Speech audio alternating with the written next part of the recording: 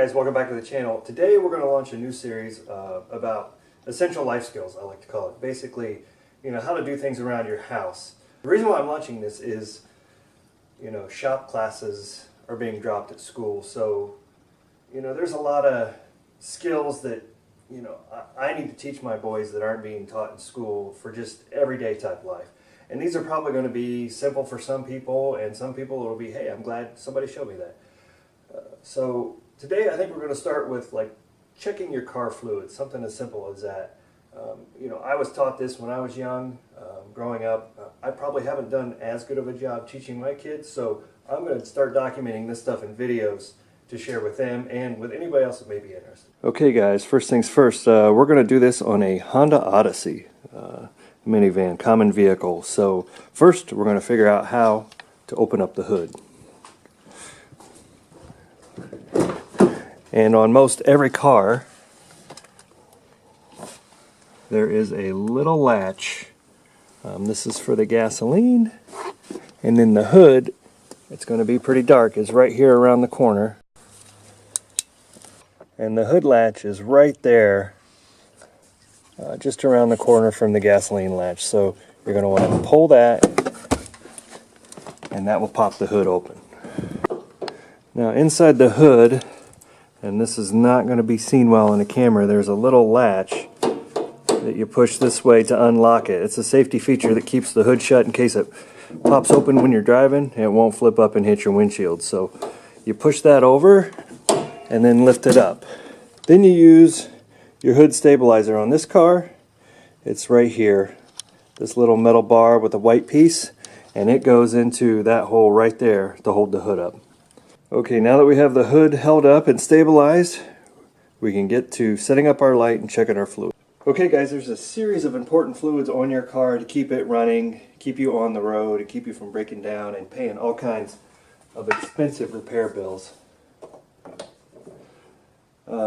Number one, it's going to be the oil, and that's right here. The oil is usually, on newer cars anyways, marked with an orange on the dipstick, and that's the little handle of the dipstick. It's called a dipstick because it's really just a metal piece that goes down into the engine and measures the oil level. It's kind of like a depth gauge, let's call it. So first you pull it out, you clean it off, and on the dipstick there's these little lines that are crossed between here and here, and that's your low mark and that's your full mark. So if you're anywhere in these lines, you're good to go.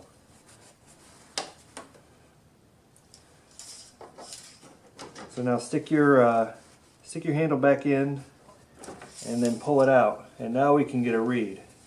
And you can see the oil level is right just about the 3/4 mark between the cross lines, and you flip it over, it looks the same. So we're good to go on oil level. Now this van's close to being an oil change, so that oil was a little darker, but we'll get to that in another video. So oil level good. Another fluid to check would be your coolant. And that one is this one right here. These aren't normally, I would say, marked very well as a standard, but it's going to be tough for you guys to see, but it does say coolant right here.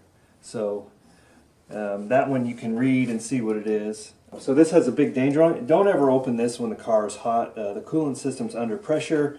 It can bubble out, spray out, cause burns, really hurt you. So don't ever open this, which is a radiator cap, to check your fluid level, unless you know what you're doing and you're a mechanic and all that good stuff. But don't do that now. Just for a basic fluid check, never open this one. Always check through here. And there are lines down the side of this gauge, so you can see on the coolant level, there's a top line and there's a bottom line. And this is in what they call the overflow reservoir. And you can see that one's about halfway in between. So we're good to go on the level of coolant in this vehicle. So that's really just an eye inspection. There's not really anything to take out and look at. Just look down the side of your coolant reservoir and see what your level looks like. We're good on coolant, so let's move to the next one. The next fluid level we're going to want to check is the brake fluid. Brake fluid is very important because you need to stop your car. So that's always a good one. Just whenever you're checking these levels, which I do mine probably once a month, I pull the car in, just check it out, make sure it's working, air up the tires. We'll get to that later too. And just check and make sure everything looks good, because you know, if something goes down, you could have an accident, you could break down the side of the road. Just try to stay prepared, basically. Check these. I check them about once a month. So the brake fluid's usually on the right side of the vehicle as you're looking into the hood, and it is located right here. Again, that's a visual inspection, just like you do with the cooling level, or the coolant level. You don't need to take anything out, look at it usually. You can just look at the side, there's marks. Okay, this is the same situation. You have a full line at the very top, and you have a minimum line at the very bottom down there. So we're good to go there. We could probably add a little, and if we add a little, we just want to clean off the top, spin this open, and pour some in. And your cap's going to tell you what kind you need, brake fluid you need. So just read that. Usually .3 or equivalent, depending on what kind of car you have. But that one we may want to add a little bit too. We're still in the operating mark, so I'm going to keep my eye on that and make sure there's no issue. All right, another fluid level we have is the power steering fluid. To get a closer look at this, again, this is just like the brake and cooling systems. It's a visual inspection. The side of the container has a minimum maximum level, as you can see right there. We're in operating range, we're good to go there. Another fluid level is the windshield washer, and that one is this right here. Now this one is tucked away in this vehicle. It's kind of hard to see how much you have, so you can just pull this out, and there's a plastic piece that has a blue color on it, although I will say that's not really that useful. I just fill that up whenever I don't see fluid down here into this the gap where I can see it. So that's where you fill your washer fluid. And lastly is the transmission fluid, and that is shown here by this yellow handle. It's a dipstick also, so that one needs to be pulled out and checked. Now you want to check your owner's manual for this. A lot of cars will tell you to have your car warm to check your transmission fluid level. So check your owner's manual. It'll tell you exactly how to check it. If you don't have your owner's manual, you can go online to your manufacturer website. This is a Honda, so I could go to Honda's website and I could download the manual for the model year of my car. But to check the transmission fluid, again, you want to know if your vehicle needs to be hot or cold. It's the same thing. You pull it out, wipe it off, replace the dipstick, make sure it's in all the way, pull it out, and you get a reading. There's two dots on this dipstick, here and here. You want to be in between those two dots.